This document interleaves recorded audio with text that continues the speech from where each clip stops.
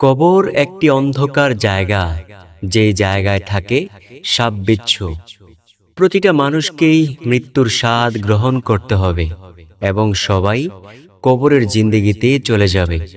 নবীজি সাল্লাল্লাহু আলাইহি ওয়াসাল্লাম বলেন, ও আমার উম্মতেরা শোনো, প্রতিটি মানুষের জন্য প্রথম ঘাঁটি হলো অন্ধকার কবর। এই কবরে যাইয়া যদি কোনো ব্যক্তি নাজাত পেয়ে যায়, তাহলে তার পরবর্তী ঘাঁটিগুলো অনেক সহজ হয়ে যাবে। আর যদি কেউ ধরা পড়ে যায়, পরবর্তী ঘাঁটিগুলো তার অনেক বেশি কঠিন হয়ে যাবে। তাই তো নবীজি সাল্লাল্লাহু আলাইহি ওয়াসাল্লাম তার আদরের মেয়ে ফাতিমা রাদিয়াল্লাহু তাআলা আনহাকে ডেকে ডেকে বললেন, ও ফাতিমা, তুমি নিজেকে নিজে কবরের আযাব থেকে বাঁচাও। ও ফাতিমা, সেই কঠিন কবরের মধ্যে যাইয়া যদি তুমি এই পরিচয় দাও যে আমি নবীজি সাল্লাল্লাহু আলাইহি ওয়াসাল্লামের আদরের কন্যা, ফাতিমা শোনো, সেই পরিচয়ে কোনো কাজে আসবে না। সেইখানে চলবে শুধু নেক আমলের পরিচয়। সুবহানাল্লাহ, আল্লাহু আকবার।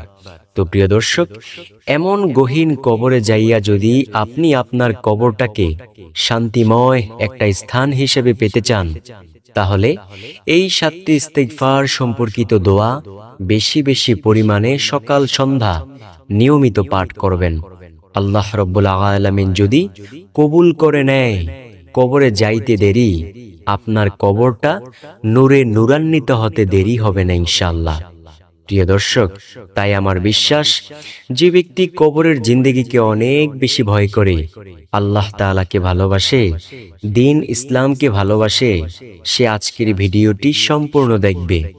এইখান থেকে প্রতিটি দোয়াকে সুন্দরভাবে শিখবে, পরবর্তীতে নিয়মিত এই দোয়াগুলো অবশ্যই সে পাঠ করবে ইনশাআল্লাহ।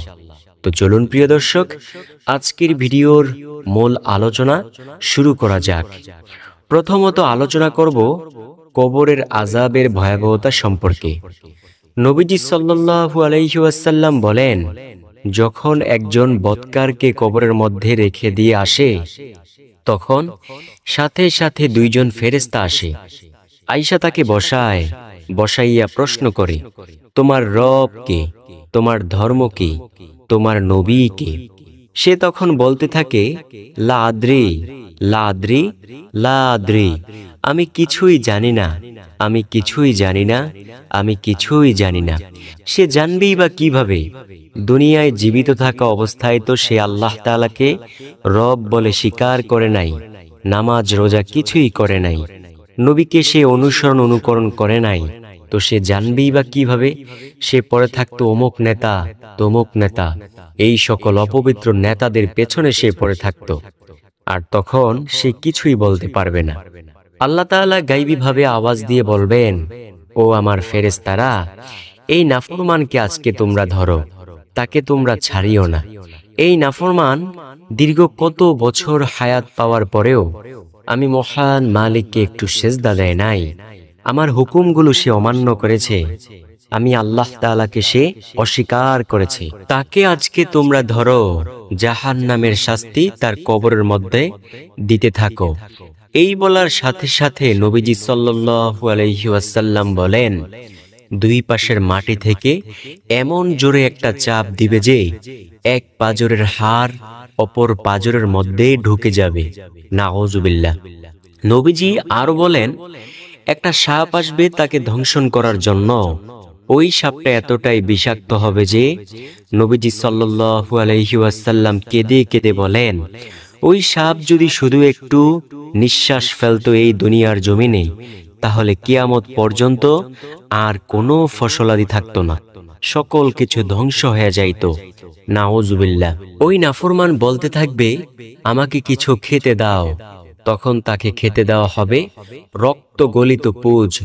আমাদের শরীরে দেখবেন বিভিন্ন স্থানে ফোঁড়া হয়, অথবা পচা জায়গা থেকে পুঁজ বের হয়, আর ওই পুঁজগুলো তাকে পান করতে দেওয়া হবে পানি হিসেবে। আর তাকে খেতে দেওয়া হবে একটা ফল, যেই ফলের সারা গায়ে থাকবে কাঁটাযুক্ত। আমরা অনেকেই ধুতুরা ফল চিনে থাকি। ওই ধুতুরা ফল ছোট্ট ছোট্ট হয়, কিন্তু তার সারা শরীরে থাকে বড় বড় কাঁটা।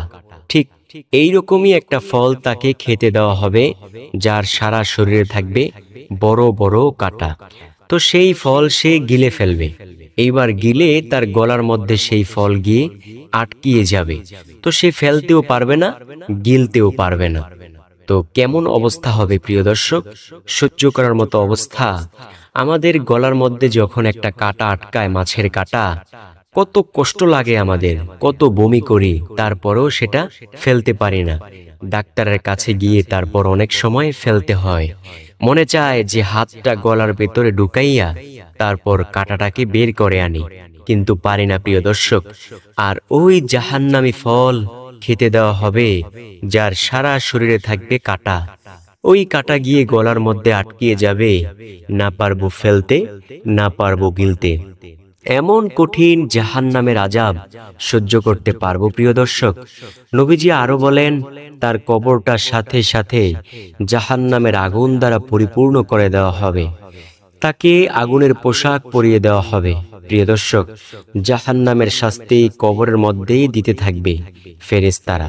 প্রিয় দর্শক, 1 সেকেন্ডের জাহান্নামের আযাব সহ্য করতে পারবেন? নবীজি বলেন, ও আমার সাহাবীরা শোনো, দুনিয়ার আগুন হলো লাল, কিন্তু জাহান্নামের আগুন হলো কালো বর্ণের।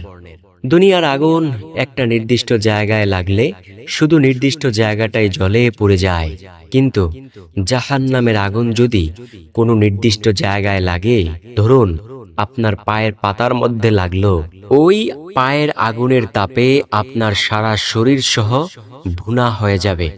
মাথার মগজগুলো টকবক টকবক করতে থাকবে। সুবহানাল্লাহ। হাদিসের দলিল, নবীজি সাল্লাল্লাহু আলাইহি ওয়াসাল্লামের আপন চাচা আবু তালিব যখন ইন্তেকাল করবেন, নবীজি সাল্লাল্লাহু আলাইহি ওয়াসাল্লাম তার শিয়রে গেলেন। শিয়রে যাইয়া বললেন, ও চাচা, আপনার মতো এত ভালো পৃথিবীতে আমাকে কেউ বাসতে পারে নাই চাচা। আপনি জাহান্নামে যাবেন, আমি সহ্য করতে পারবো না। আপনি আমার সাথে শুধু একটু কালিমা পড়ুন, তাহলেই চলবে। আমি আপনাকে রোজ হাসরের ময়দানে সুপারিশ করতে পারবো। নবীজি সাল্লাল্লাহু আলাইহি ওয়াসাল্লামের চাচা তখন বললেন, ও ভাতিজা মুহাম্মদ, শোনো, আমি তোমাকে ভালোবাসি ঠিক, তবে আমি আমার বাপ দাদাদের ধর্মের উপর চুন কালি মাখতে পারবো না। যদি এটা অন্যায় না হতো, তাহলে আমি তোমার কালিমা গ্রহণ করতাম। ওই ব্যক্তি তখন ইন্তেকাল করলেন। নবীজি সাল্লাল্লাহু আলাইহি ওয়াসাল্লাম বললেন, ও চাচা, আপনি আমার জন্য কোনো পথ খোলা রাইখা গেলেন না। ওই নবীজি সাল্লাল্লাহু আলাইহি ওয়াসাল্লামের চাচাকে শুধু আগুনের 2টা জুতা পরিধান করিয়ে দেওয়া হবে জাহান্নামের শাস্তি হিসাবে। নবীজি বলেন, ওই আগুনের জুতার তাপে তার মাথার মগজগুলো সহ টকবক টকবক টকবক করতে থাকবে। নাউজুবিল্লাহ। প্রিয় দর্শক, এটাই হলো হাদিসের দলিল। তো আমরা কি জানতে পারলাম? শরীরের যে কোনো জায়গায় লাগা মাত্র সারা শরীরটা ভুনা হয়ে যাবে। নাউজুবিল্লাহ। তেমন কঠিন জাহান্নামের আযাব থেকে যদি বাঁচতে চান, কবরের আযাব থেকে যদি বাঁচতে চান, এই 7টি ইস্তিগফার সম্পর্কিত দোয়া বেশি বেশি পরিমাণে পাঠ করুন। 1 নম্বরে যেই দোয়ার কথা বলবো, সেই দোয়াটি হলো, রব্বানা ফাগফির লানা যুনুবানা ওয়া কাফির আন্না সাইয়্যাতিনা ওয়া তাওয়াফানা মাআল আবরার। আমি আবার বলছি, রব্বানা ফাগফির লানা যুনুবানা ওয়া কাফির আন্না সাইয়্যাতিনা ওয়া তাওয়াফানা মাআল আবরার। নবীজি সাল্লাল্লাহু আলাইহি ওয়াসাল্লাম বলেন, ও আমার উম্মতেরা শোনো, তোমরা যদি চাও যে তোমাদের গুনাহগুলো আল্লাহ তাআলা ক্ষমা করে দেখ, তাহলে বেশি বেশি পরিমাণে ইস্তিগফারের আমল করিও। প্রিয় দর্শক, ইস্তিগফার সম্পর্কিত দোয়া হলো এই দোয়াটি। ইস্তিগফার শব্দের অর্থ ক্ষমা প্রার্থনা করা। তাই যেই দোয়ার দ্বারা ক্ষমা প্রার্থনা করা হয় আল্লাহর কাছে, গুনাহের জন্য ক্ষমা চাওয়া হয়, সেগুলোই হলো ইস্তিগফার সম্পর্কিত দোয়া। আপনি যদি এই দোয়াটি বেশি বেশি পরিমাণে পাঠ করতে পারেন, আল্লাহ আপনার জীবনের গুনাহগুলো ক্ষমা করে দিবেন, আর কবরের জিন্দেগিটা হবে সুখের একটি জায়গা। ওই অন্ধকার কবরে কোনো মানুষের কোনো পরিচয় চলবে না। আপনাকে কত পীর বলে থাকে যে আমার পরিচয় দিলেই কবরের মধ্যে নাজাত পেয়ে যাইবা, নাউজুবিল্লাহ। এমন অনেক পীর বাংলার জমিনে আছে প্রিয় দর্শক। এই সকল পীরদেরকে পীর বলাও জায়েজ নাই, কারণ পীর ওলি শব্দটা পবিত্র শব্দ, আর এরা হলো অপবিত্র মানুষ। প্রিয় দর্শক, ওই কবরের মধ্যে কেউ কারো পরিচয় দিতে পারবে না। দলিল হিসেবে একটি হাদিস আপনাদেরকে শোনাই। নবীজি সাল্লাল্লাহু আলাইহি ওয়াসাল্লামের আদরের কন্যা ফাতিমা যখন ইন্তেকাল করলেন, তখন তার লাশ দাফন কাফন ব্যবস্থা করতেছেন আবু যর গিফারি রাদিয়াল্লাহু তাআলা আনহু, হাসান হুসাইন ও আলী রাদিয়াল্লাহু তাআলা আনহু। যখন কবরের কাছে গেলেন, হযরত আবু যর গিফারি রাদিয়াল্লাহু তাআলা আনহু কবরকে কয়েকটি কথা বলেছিলেন। কবর সেই কথার প্রতি উত্তরে যে উত্তর দিয়েছিল, সেই উত্তরগুলো আজও প্রতিটি মানুষ যদি শোনে, সে তার অন্তরটা ঠিক রাখতে পারবে না। আবু যর গিফারি রাদিয়াল্লাহু তাআলা আনহু ওই কবরের কাছে গিয়ে বলেছিল, ও কবর, তোমার মধ্যে কাকে রাখতেছি তুমি কি জানো? তোমার মধ্যে রাখতেছি শেরে খোদা আলীর স্ত্রীকে, যেই আলী দুনিয়ায় থাকতেই জান্নাতের টিকিট পেয়েছেন। ও কবর, দেখো বেয়াদবি যেন না হয়। কবরের মধ্য থেকে কোনো আওয়াজ আসলো না। দ্বিতীয়বার আবার বলল, ও কবর, তোমার মধ্যে কাকে রাখতেছি তুমি কি জানো? জান্নাতের যুবকদের সর্দারের আম্মাজানকে তোমার মধ্যে রাখতেছি। হাসান হোসাইন রাদিয়াল্লাহু তাআলা আনহুর আম্মাজানকে তোমার মধ্যে রাখতেছি। কবর, দেখো বেয়াদবি করিও না। কবরের মধ্য থেকে কোনো আওয়াজ নেই। তারপর আবার বলল, ও কবর, তোমার মধ্যে কাকে রাখতেছি তুমি কি জানো? তোমার মধ্যে রাখতেছি জান্নাতের মহিলাদের সর্দারনীকে তোমার মধ্যে রাখতেছি। কবর, দেখো বেয়াদবি যেন না হয়। এইবারও কবরের মধ্য থেকে কোনো আওয়াজ আসলো না। সর্বশেষ বার বলল, ও কবর, তোমার মধ্যে কাকে রাখতেছি তুমি কি জানো? তোমার মধ্যে রাখতেছি যাকে না বানাইলে আল্লাহ তাআলা এই দুনিয়ার কুল কায়নাত কিছুই সৃষ্টি করতেন না, যার প্রেমে পড়িয়া আল্লাহ এই কুল কায়নাত সৃষ্টি করলেন, সেই নবীজি সাল্লাল্লাহু আলাইহি ওয়াসাল্লামের আদরের কন্যা ফাতিমা রাদিয়াল্লাহু তাআলা আনহাকে তোমার মধ্যে রাখতেছি। কবর, দেখো বেয়াদবি যেন না হয়। এইবার কবরের মধ্য থেকে আওয়াজ আসলো। কবর বলল, ও আবু যর, শোনো, আমি অন্ধকার কবর, সাপ বিচ্ছুর ঘর। আমার মধ্যে কে ফাতিমা রাদিয়াল্লাহু তাআলা আনহা, কে হাসান হোসাইন রাদিয়াল্লাহু তাআলা আনহুর আম্মাজান, কে আলী রাদিয়াল্লাহু তাআলা আনহুর স্ত্রী, কে নবীজির কন্যা, এই পরিচয় আমার মধ্যে চলবে না। আমার মধ্যে চলবে শুধু নেক আমলের পরিচয়। যে ব্যক্তি নেক আমল লইয়া আমার মাঝে আসতে পারবে, তার সাথে আমি কবর ভালো আচরণ করব, তার জন্য আমি জান্নাতের বাগান হয়ে যাব। আর যে ব্যক্তি আমার মধ্যে বদ আমল লইয়া আসবে, তার সাথে আমি ভালো ব্যবহার করতে পারবো না, তার জন্য আমি জাহান্নামের একটি টুকরা হয়ে যাব। প্রিয় দর্শক, একটা বার এই হাদিস থেকে একটু ভাইবেন তো। নবীজির আদরের কন্যা ফাতিমা রাদিয়াল্লাহু তাআলা আনহা, যেই ফাতিমা দুনিয়ায় জীবিত থাকা অবস্থায় জান্নাতের টিকিট পেয়েছেন, সেই ফাতিমা রাদিয়াল্লাহু তাআলা আনহার ব্যাপারে যদি কবর এমন কঠিন কথা বলতে পারে, তাহলে আমাদের ব্যাপারে কবর কতটা কঠিন হবে। তাই আমরা ওই সকল মানুষদের কথা কখনোই বিশ্বাস করব না, যেই সকল মানুষ বলে বেড়ায় যে আমি তোমাকে জান্নাতে নিয়ে যাব। জান্নাতে নেওয়ার দায়িত্ব হলো আল্লাহ তাআলার, জান্নাতে নেওয়ার দায়িত্ব হলো নবীজি সাল্লাল্লাহু আলাইহি ওয়াসাল্লামের। প্রিয় দর্শক, এই দুনিয়ার মানুষের কথায় আমরা কান দেব না ইনশাআল্লাহ। তবে আল্লাহ তাআলার ওলি এখনো আছেন, অনেক ভালো ভালো মানুষ এখনো আছেন এই দুনিয়ায় জীবিত। দ্বিতীয় নাম্বার যে ইস্তেগফারের কথা বলবো, সেই ইস্তেগফারটিও দামি একটি ইস্তেগফার। রব্বি গিফিরলি ওয়া আতুবু আলাইয়া ইন্নাকা আনতাত তাওয়াবুর রহিম। নবীজি বলেন, ও আমার উম্মতেরা শোনো, তোমরা কি অনেক পেরেশানির মধ্যে আছো?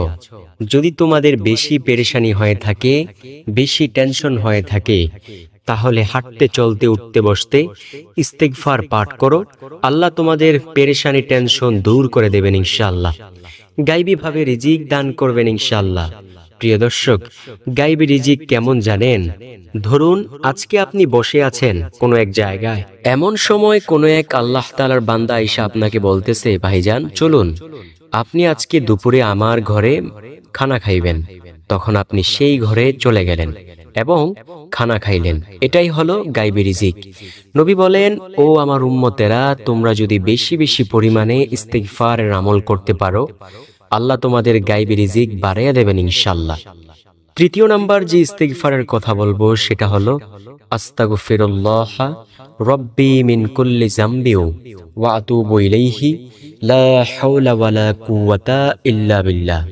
আমি আবার বলছি, আস্তাগফিরুল্লাহ রব্বি মিন কুল্লি যামবি ওয়া আতুবু ইলাইহি লা হাওলা ওয়ালা কুওয়াতা ইল্লা বিল্লাহ। নবীজির একজন প্রিয় সাহাবী ছিল যার নাম ছিল আবু মুসা আল আশআরী রাদিয়াল্লাহু তাআলা আনহু। নবীজির ওই প্রিয় সাহাবী বলেন, আমাদের মাঝে দুইটি জিনিস ছিল, একটি জিনিস চিরদিনের জন্য আমাদের মধ্য থেকে হারিয়ে গেছে, সেটা হলো রাসূল সাল্লাল্লাহু আলাইহি ওয়াসাল্লামের উপস্থিতি। আরেকটি জিনিস আজও পর্যন্ত আমাদের মাঝে রয়ে গেছে, সেটা হলো ইস্তিগফারের আমল। যতদিন পর্যন্ত আমরা ইস্তিগফারের আমল করব, ততদিন পর্যন্ত আমরা ধ্বংস হব না। যখনই আমরা ইস্তিগফারের আমল করা বন্ধ করে দিব, তখনই আমাদের ধ্বংস অনিবার্য। তাই আমরা এই ইস্তিগফার বেশি বেশি পাঠ করব। চতুর্থ নাম্বার ইস্তিগফার হলো প্রত্যেক ফরজ নামাজের পর পড়বেন আস্তাগফিরুল্লাহ আস্তাগফিরুল্লাহ আস্তাগফিরুল্লাহ। নবীজির প্রিয় সাহাবীরা বলেন, নবীজি সাল্লাল্লাহু আলাইহি ওয়াসাল্লাম প্রত্যেক ফরজ নামাজের সালাম ফেরানোর পর 3 বার বলতেন আস্তাগফিরুল্লাহ। তাই আমরাও প্রত্যেক ফরজ নামাজের সালাম ফিরিয়ে 3 বার বলবো আস্তাগফিরুল্লাহ। তারপরের পঞ্চম নাম্বার যে ইস্তিগফারের কথা বলবো সেটা হলো রব্বানা যালামনা আনফুসানা ওয়া ইল্লাম তাগফির লানা ওয়া তারহামনা লানাকুনান্না মিনাল খাসিরিন। আমি আবার বলছি, রব্বানা যালামনা আনফুসানা ওয়া ইল্লাম তাগফির লানা ওয়া তারহামনা লানাকুনান্না মিনাল খাসিরিন। সুবহানাল্লাহ। নবীজি বলেন, ও আমার উম্মতেরা শোনো, আমি নবী দৈনিক 100 বার তাওবা ইস্তিগফার করি। প্রিয় দর্শক, একটা বার একটু ভাইবা দেখেন তো, যেই নবীর কোনো গুনাহ নাই, যেই নবী একেবারে নিষ্পাপ বেগুনা মাসুম, এমন নবী যদি দৈনিক 100 বার তাওবা ইস্তিগফার করে, আমাদের কি পরিমাণ তাওবা ইস্তিগফার করা দরকার। তারপরের যে আমলের কথা বলবো, ষষ্ঠ নাম্বার ইস্তিগফারের দোয়া হলো এই দোয়াটি, আল্লাহুম্মা ইন্নী যালামতু নাফসি যুলমান কাসীরা ওয়া লা ইয়াগফিরুয যুনুবা ইল্লা আনতা ফাগফিরলি মাগফিরাতাম মিন ইনদিকা ওয়ারহামনি ইন্নাকা আনতাল গাফুরুর রহিম। এটা হলো দোয়ায়ে মাসুরা। এই দোয়া কিন্তু আমরা প্রতিদিন প্রত্যেক নামাজের শেষ বৈঠকে এই দোয়াটা পড়ে থাকি। এটাও ইস্তিগফার সম্পর্কিত একটি দোয়া। তাই আমরা এই দোয়ায়ে মাসুরা অবশ্যই শিখে নেব, বেশি বেশি প্রতিনিয়ত পাঠ করার চেষ্টা করব ইনশাআল্লাহ। তারপরের যেই ইস্তিগফারের কথা বলবো সেটা হলো সাইয়্যিদুল ইস্তিগফার। সাইয়্যিদুল ইস্তিগফার সম্পর্কে নবীজি সাল্লাল্লাহু আলাইহি ওয়াসাল্লাম বলেন, ও দুনিয়ার মানুষ শোনো, কোনো মানুষ যদি সকালবেলা একবার সাইয়্যিদুল ইস্তিগফার পড়ে, সে যদি সন্ধ্যা হওয়ার আগেই মারা যায়, তবে সে জান্নাতি হয়। আবার কোনো ব্যক্তি যদি সন্ধ্যাবেলা একবার সাইয়্যিদুল ইস্তিগফার পড়ে, সে যদি সকাল হওয়ার আগ পর্যন্ত যে কোনো সময় মারা যায়, তবে সেও জান্নাতি হয়। প্রিয় দর্শক, সাইয়্যিদুল ইস্তিগফার এতটাই দামি একটি ইস্তিগফার, আমি আপনাদেরকে অবশ্যই স্ক্রিনে দিয়ে দিচ্ছি, আপনারা সেইখান থেকে অবশ্যই শিখে নেবেন ইনশাআল্লাহ। তো আশা করব ভিডিওটি আপনাদের কাছে অনেক বেশি উপকারী হবে। যদি এমন মনে হয় যে ভিডিওটি উপকারী, প্রিয়জন যারা আছে অবশ্যই ভিডিওটিকে শেয়ার করতে ভুলবেন না। ভালো থাকুন, সুস্থ থাকুন, কথা হবে ইনশাআল্লাহ পরবর্তী ভিডিওতে। ততক্ষণ পর্যন্ত এই চ্যানেলটাকে সাবস্ক্রাইব কইরা পাশে থাকা বেল আইকনটাকে বাজিয়ে রাখেন। আসসালামু আলাইকুম ওয়া রাহমাতুল্লাহি ওয়া বারাকাতুহু।